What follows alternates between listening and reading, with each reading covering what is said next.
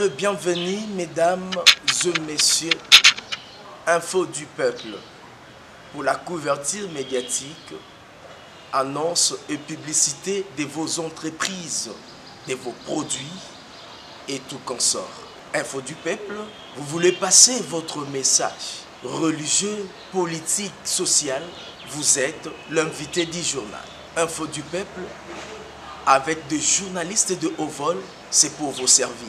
Pour tout contact, plus 243 81 27 34 222 90 68 777 85. Info du peuple dans vos salons, chez vous.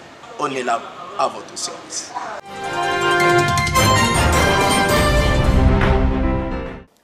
Mesdames et messieurs, bonsoir partout. Vous êtes en train de suivre votre magazine Info du Peuple. Je crois ensemble avec nos chaînes partenaires ainsi que votre chaîne YouTube Info du Peuple Télévision. J'en profite pour vous demander de s'abonner massivement.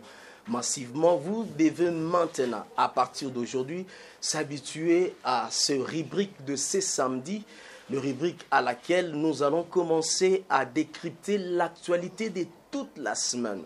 Nous allons le faire, nous serons ensemble avec nos chaînes partenaires qui nous aident à diffuser ce magazine. Et aujourd'hui, nous avons reçu pour vous c'est un expert maison. Je crois que certainement vous devez commencer à vous habituer avec lui. Il s'appelle Christian Apamato. C'est un analyste politique de haut vol. Nous allons décrypter ensemble avec lui l'actualité de la semaine. Je m'aimerais profiter de cette occasion pour saluer avec révérence Maman Jackie Elungu des Progrès à Londres, là où elle est. Je salue aussi le prophète Moïse Kakoudi. Ensemble avec le régie, vous allez m'aider à recevoir mon invité. Bonjour, monsieur Christian Apamato. Bonjour, monsieur le journaliste. Je rappelle que vous êtes analyste politique, aussi un homme politique, cadre de l'Union pour la nation congolaise. Comment la santé? Nous nous portons très bien et bonne fête de travail à tous les travailleurs congolais, oui, partout où ils se trouvent, dans ces moments de crise sanitaire. Oui. Ils sont confinés dans leur domicile. Je présente vraiment mes salutations à tous les travailleurs congolais du monde entier. Je les salue aussi également. Ma mère aussi est travailleuse. Parmi eux, je la salue. Maman Niande Cécile Sarah. Messieurs, nous allons commencer avec cette actualité. C'est l'arrêté de la ministre des Fonctions publiques. Cet arrêté controversé. Il y a d'abord le DIRCAB adjoint à la présidence de la République qui réagit. Et puis, il y a le Premier ministre qui demande qu'on puisse reporter. Quelle est votre intention par rapport à cette actualité? Au sujet de l'arrêté controversé de Madame la ministre de la Fonction publique, cet arrêté, il faudrait dire qu'il y a à boire et à manger. Ouais. Il y a à boire et à manger sur le plan des droits, sur le plan de la procédure, et même par rapport à la réaction du directeur du cabinet adjoint, qui normalement ne peut pas directement passer par la ministre de la Fonction publique pour la rappeler sur sa décision. De manière procédurale, le directeur du cabinet adjoint devait plutôt s'adresser au Premier ministre qui, au regard de la Constitution, a la charge de la direction, de la coordination de l'ensemble du gouvernement. Vraiment. Mais aussi, il faudrait dire que dans cet arrêté, il ne s'agit pas d'un arrêté de nomination, mais plutôt un arrêté de mise en place du cadre des secrétaires généraux. Là où la dame, madame la ministre, a fauché dans sa procédure, dans sa démarche, c'est admettre certaines personnalités non revêtues de la qualité et surtout la technicité. Non revêtues d'abord de la qualité du secrétaire général, oui, qui n'était pas nommé par l'ordonnance de 2018, et ils sont affectés, mais aussi au regard de la technicité qui régorge chaque ministère. On ne pouvait pas procéder à des affectations de manière un peu brutesque, sans tenir compte de la spécificité de chaque secrétariat général. Un exemple patent. Vous prenez le secrétariat comme celui du budget. Vous prenez le secrétariat comme celui des finances. Technique. Ce sont des secrétariats techniques qui demandent à ce que le secrétaire général puisse d'abord connaître être expert en finances publiques. Expert en finances publiques, avoir acquis des formations, avoir acquis une certaine expérience pour être affecté dans ces ministères-là. On ne peut pas prendre un ministère, un secrétaire général qui quitte le ministère comme l'industrie, vous l'amenez directement au ministère du sport. Donc, cette procédure aussi a posé problème au regard de cet arrêté. Mais seulement, le directeur des cabinets adjoint du président de la République devait normalement s'adresser au Premier ministre, et le Premier ministre qui, lors de sa correspondance, il faut dire, les gens disent que le Premier ministre a annulé l'arrêté du ministre. Non, le Premier ministre n'a pas annulé. N'a pas annulé. Le Premier ministre a demandé à la ministre de la fonction publique de rapporter son arrêté. C'est ce que le Premier ministre a fait. Et je crois que c'est dans le cadre de la convivialité institutionnelle que le Premier ministre a voulu à ce que la ministre de la fonction publique puisse rapporter son arrêté qui, au regard de la présidence, était un arrêté qui énervait certaines dispositions de la loi.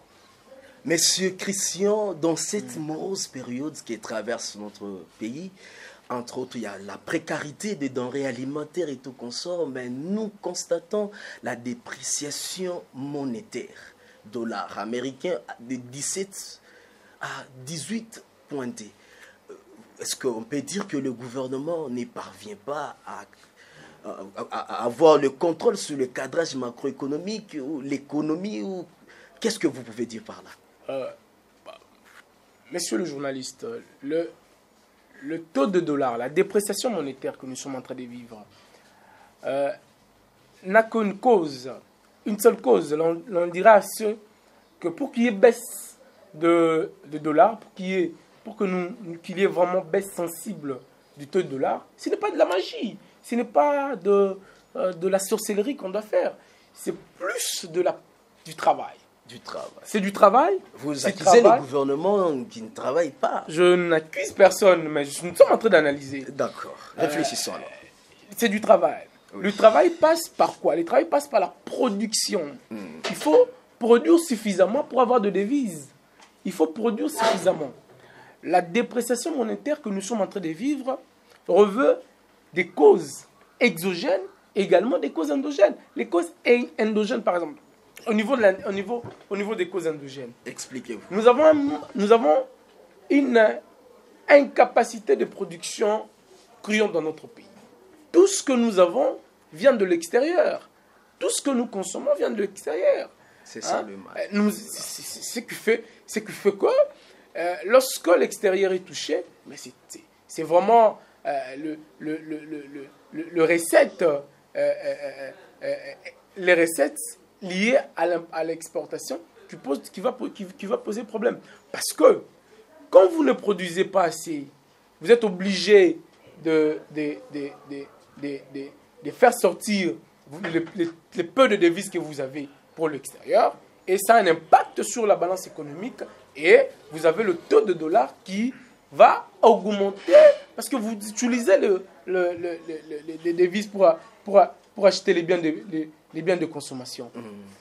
Vous devez avoir de devises. Et ce que vous dépensez là aura des impacts sur la balance économique. D'où la nécessité que ce que nous achetons par exemple en France, aux États-Unis, en Chine, si nous arrivons à les produire localement ici, nous n'aurons pas à se plaindre sur certaines questions. Nous n'allons pas se plaindre sur le taux de dollar. il y a aussi un élément. Si le Quinois, en particulier les Congolais en général, connaissent des difficultés énormes pour le taux de dollar. Ils se plaignent de taux de dollar parce que la réglementation de change n'est pas respectée à la lettre. La réglementation de change impose certains biens qui doivent normalement être payés en francs congolais pour quitter la dépendance cette dépendance du dollar en francs congolais. Hein?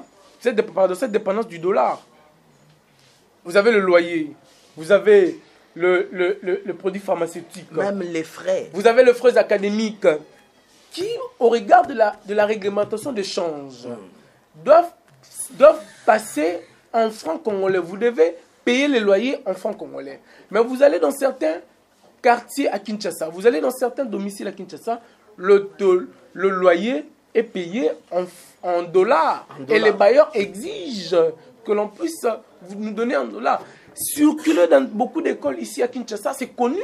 Les parents payent les frais scolaires en dollars. C'est connu aux yeux de tout le monde. Ça, c'est le laxisme de la part du pouvoir public que nous sommes en train de décrier. Ce laxisme-là. Il faut que l'administration travaille. Il faut rendre le service de l'urbanisme, lui donner tout son pouvoir pour permettre au service de l'urbanisme de contrôler tous les contrats de bail.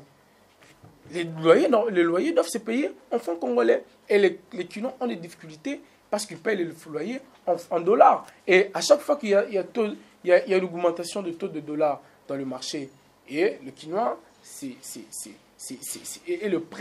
la première victime dans les Quinois. Ceux qui sont locataires dans la grande majorité, sont locataires, subissent.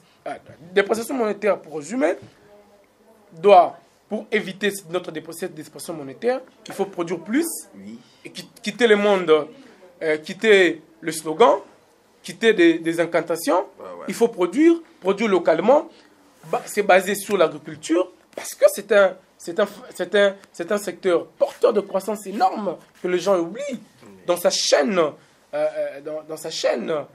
l'agriculture apporte, dans la chaîne alimentaire, apporte beaucoup en ce qui concerne la croissance. Donc, si on mise sur l'agriculture, dans la productivité, on ne va pas se plaindre sur certaines causes que nous sommes en train de voir aujourd'hui. Mesdames et messieurs, je vous rappelle que vous êtes sur votre magazine Info du Peuple et chaque samedi, c'est consacré à l'analyse ou la décryptation des actualités de la semaine. Nous continuons avec notre expert maison. Nous allons maintenant parler du cumul de cas de contamination à coronavirus à 50 jours, 500 cas. Ici, on peut parler de l'amateurisme dans la gestion de cette pandémie.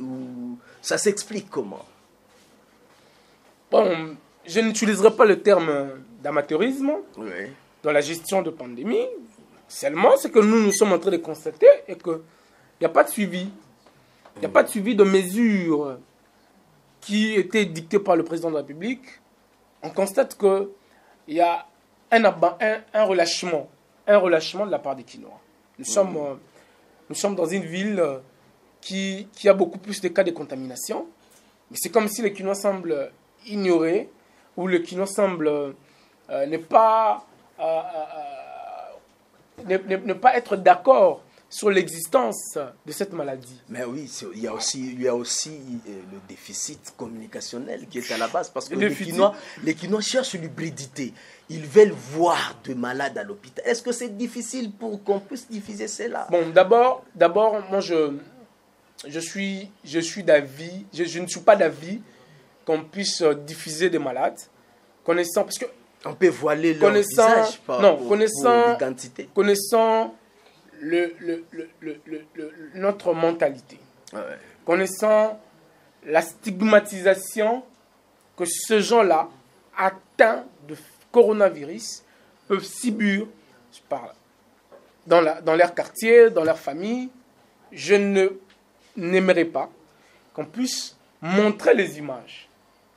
Mais seulement, l'équipe de la riposte doit aussi donner il doit utiliser des nouvelles méthodes de communication. Des nouvelles méthodes de communication à travers les réseaux sociaux. Je l'ai dit, les réseaux sociaux ne sont pas vraiment exploités parce que dans les réseaux sociaux, on trouve plus de jeunes. Et la majorité de la population congolaise est jeune. La majorité est jeune. Et il faut atteindre cette classe sociale pour faire passer votre message. Et nous sommes à 500 aujourd'hui du taux de contamination, qui est un risque énorme pour notre pays. Un risque grave. Si on atteint, le taux, le nombre de contaminations de 1000 à 2000, on risque de faire de l'autoconfinement. Et la ville de Kinshasa, sera de l'autoconfinement. En elle-même, c'est 485 cas à Kinshasa. C'est grave, c'est grave. Parce que moi, je me demande pourquoi ne pas imposer la respectabilité de mesures par la force. C'est ça le problème. Il faudrait faire recours. Prenons par exemple le cas de Okatanga. C'est un Congolais, mais qui vient de Nairobi au moment où on nous dit que les frontières sont fermées. Vous ne voyez pas qu'il y a une certaine légèreté dans les chefs des autorités compétentes? Le laisser aller, je l'ai dit. Le laxisme dans cette gestion va nous amener à une catastrophe sanitaire. Nos frontières sont telles qu'elles sont. Elles sont poreuses, tout le monde le sait. Mais à ces moments précis, toute attention devait être focalisée sur la sécurité aussi dans nos frontières. Ouais. Pour que n'importe qui n'entre pas. Il suffit de faire un tour au poste frontalier des deux provinces, Congo central, Kinshasa. À Kasangulu, vous arrivez à Kasangulu, vous constaterez la légèreté avec laquelle les autorités qui sont censées gérer ces mulets-là, mettre les gens en quarantaine, le consulter, le voir s'il présente des signes de coronavirus. Ils passent. Ceux qui viennent du Congo central et ceux qui partent au Congo central, de Kinshasa au Congo central, cette légèreté-là va nous amener dans une crise sanitaire catastrophique que nous n'arriverons pas à gérer parce que nous n'avons pas d'hôpitaux capables de recevoir des milliers de personnes un seul jour. Regardez ce qui arrive aux États-Unis, sous d'autres cieux. Exemple des États-Unis. Nous avons aujourd'hui près de 30 millions de chômeurs. 30 millions de chômeurs aux États-Unis. C'est catastrophe. Imaginez qu'on puisse qu'on puisse arriver au niveau de contamination, au nombre de contaminations de 5 000. Imaginons 5 000 à Kinshasa. Ça serait une catastrophe. Ça serait une catastrophe. Donc, il faut que les autorités prennent les choses à main sur le plan sécuritaire. C'est une crise multisectorielle. Il ne faut pas négliger un seul secteur. Il faut les experts économiques, il faut les experts en matière de sécurité pour sécuriser nos frontières. Qu'il n'y ait pas des entrées hasardeuses. Qu'il y ait des entrées seulement pour le bien de première nécessité, le bien de consommation tel qu'a exigé le président de la République. Votre rédaction plutôt a essayé un peu de réfléchir sur ces cas. Nous constatons que le gouvernement n'a pas dépensé beaucoup d'argent par rapport à l'aide humanitaire de l'FMI, parce que jusque-là, le ministère ayant la santé publique dans ses attributions n'a dépensé que 2,8 millions de dollars américains. Il y a beaucoup de dollars qui restent. Donc, le Congo, pour le moment, on ne peut pas se plaindre de la finance. Mais nous plairont aujourd'hui, les raisons qui circulent dans les bouches des Congolais est que la pandémie, le confinement, on n'a pas d'argent. Au moment où, jusque-là, il n'y a que 2,8 millions de dollars américains qu'on avait imputés dans le ministère de Santé. Et or, il y avait déjà l'aide humanitaire. Vous connaissez le chiffre que l'FMI a donné à l'État congolais. Hein? Il y a beaucoup d'argent. Où est parti cet argent au moment où nous souffrons? Vous êtes les politiques. Monsieur le journaliste, pour gérer une crise comme ça, une crise d'envergure comme le coronavirus, il faut un budget. Le budget, il y a un budget. À ce que je sache, il y a un budget. Le budget est là et l'argent est en train d'être géré par, il y a le ministère de la Santé qui est là, qui gère cet argent. Et nous avons également le fonds de solidarité mis en place par le président de la République. On n'a même pas touché à ça. Non, qui va également soutenir ces corona. J'aimerais pas vraiment parler des sommes de millions de dollars, parce que je n'ai pas jusque-là la certitude de décaissement. La certitude de décaissement par le partenaire congolais de millions de dollars, tel que vous l'avez dit tout à l'heure. Donc je n'ai pas vraiment la certitude. Tout ce que je sais, que le gouvernement a décaissé le fonds pour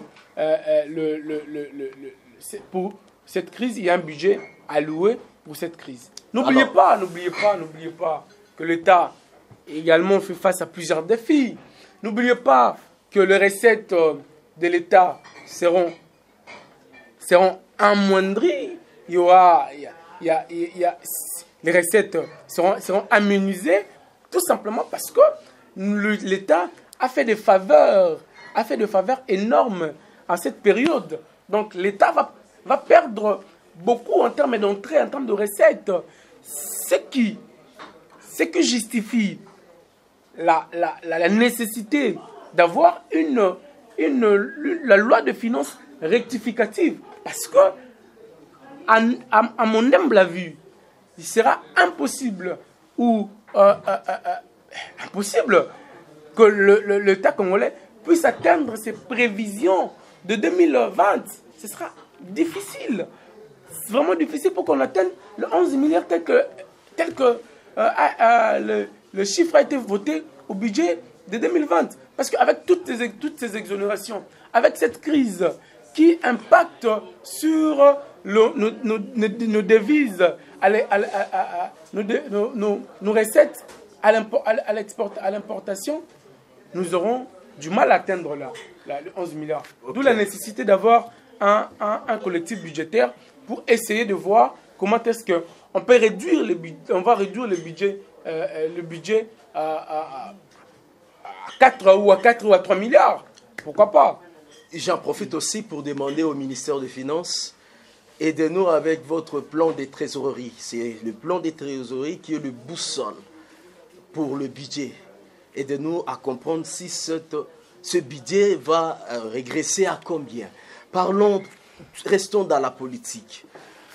Nous devons parler sur la fixation de l'audience de l'honorable Vital Kamerhe Lwakaningi Niking, directeur, on dit les tout-puissants directeurs du cabinet de Félix Antoine Tshisekedi Tshilombo. Le dossier est fixé le 11 mai prochain au niveau du tribunal de grande instance de Gombe. En une minute, votre impression. Bon, en une minute, parce que nous chutons déjà. Nous avons constaté que l'affaire a été envoyée au tribunal. Oui. Et nous souhaiterions que ce procès soit public. Nous souhaiterions que ce procès soit public. Soit diffusé. Diffusé à la télévision nationale pour que le monde entier se rende compte de l'innocence du président national Vital Kamerhe. Je je l'ai dit que l'audience foraine n'est pas synonyme du huis clos. L'audience foraine n'est pas synonyme d'empêcher la publicité des audiences qui est un droit constitutionnel reconnu à tout individu, un droit constitutionnel reconnu à tout individu que le procès soit public.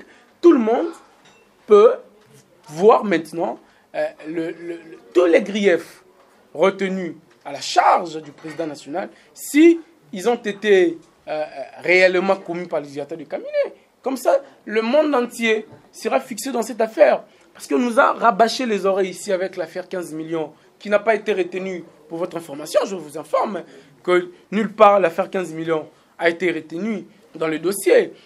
D'une part, aucunement l'affaire des produits pharmaceutiques n'a été retenue. Donc nous attendons que tout le monde puisse être au courant du procès de l'honorable Vital Kamerhe. Monsieur Christian, loin d'être un juge, ni un magistrat, loin de s'ingérer dans les affaires de la justice de notre pays, puisque vous parlez de l'innocence de Vital Kamerhe, mais ça peut fâcher l'opinion. Quand nous voyons l'avocat du DG, Jamal Smith, adresser une lettre à la présidence de la République, dire au président Félix Tshisekedi que mon client est innocent, il agissait et sa société agissait au nom de ton directeur de cabinet. Vous ne sentez pas qu'il y a une culpabilité? Non, il faut dire à ce moment, M. Jamal est soumissionnaire, était soumissionnaire. Le directeur de cabinet représentant l'État comme autorité contractante. Donc, je ne vois pas le rapport qui existerait entre les deux dans l'injonction. Chacun vient faire son travail. Hein? Surtout que le directeur de cabinet avait reçu, en ce qui concerne le marché, ces marchés de gré à gré, passés avec la société Samibo, avait reçu donc l'avis de non-objection venant de la Direction générale des contrôles des marchés publics. Il a suffisamment à éclairer sur cette question. Donc, il n'y a pas à s'inquiéter. Il n'y a pas à s'inquiéter, messieurs. Nous sommes en train de chuter avec notre émission. J'aimerais à ce que vous puissiez procéder en 1 minute seulement ces deux actualités, parce que nous devons clore avec cette émission. Il s'agit de la société civile de Beni qui est en menace. Pourquoi? Parce qu'il y a eu la fuite des ADF dans la prison la plus sécurisée de la République démocratique du Congo, la prison d'Angenga dans la province de Mongala. Et nous avons vu dans les images comment les ADF ont pris fuite. Et il y a aussi l'inondation à Sud-Kivu, précisément à Uvira. Pour la deuxième fois encore, la population de ces coins de la République en pénitence, en souffrance approfondie. À 1 seule minute, pouvez-vous briefer ces deux actualités? Parce que nous sommes déjà à la fin. Je compatis avec mes frères d'Uvira. Je compatis avec l'ensemble des populations de notre coin touchées par des inondations. Je vois l'Uvira, je vois les territoires de Chabunda, je vois les autres territoires de l'Est du pays qui sont touchés par cette inondation. Mais seulement, moi, si j'ai un avis à émettre je le mettrai plus sur la gestion de crises sanitaires. L'on doit absolument revenir sur les bienfaits de la décentralisation. On doit revenir sur le bienfait de la décentralisation. Il faut que dans ces pays, que l'on comprenne que l'importance de la décentralisation et l'effectivité de la décentralisation permettra à nos entités, à la base, de résoudre leurs problèmes à la base. Vous le savez qu'aujourd'hui, à Lemba, à la maison communale, nous avons des familles qui dorment à même le sol, qui dorment sous la belle étoile, tous parce qu'ils étaient inondés lors des dernières pluies diluviennes à Kinshasa. Nous avons des familles, ces familles-là, qui continuent de dormir à la belle étoile, à la maison communale de Lemba. Ce n'est pas bien de centraliser la gestion des crises.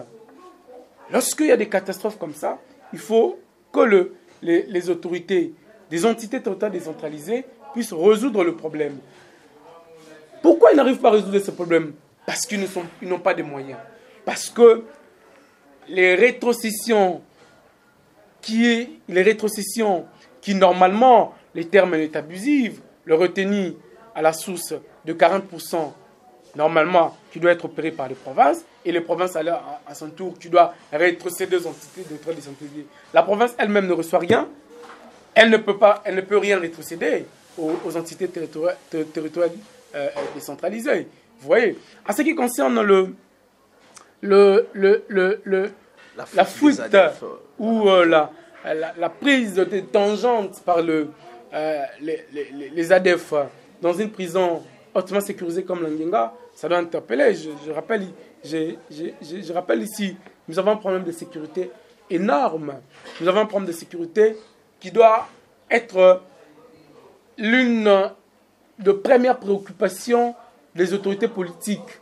Parce que la sécurité, c'est vraiment l'épine dorsale d'un État.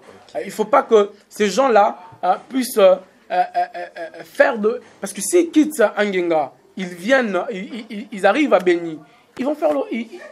Nous allons assister à des représailles. Vraiment. Nous allons assister à des représailles, à des massacres de population qui va continuer. Donc nous aimerions que la sécurité soit l'une des préoccupations des autorités politiques.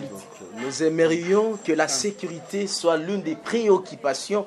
Là, c'est à vous, les autorités compétentes, de régler ce problème. Mesdames et messieurs, vous comprenez ensemble avec nous que cette émission a pris fin. Si vous l'avez aimé, dites merci à l'équipe rédactionnelle, Jonathan Lotutala et Fifi Nzeba qui étaient au niveau de notre régie.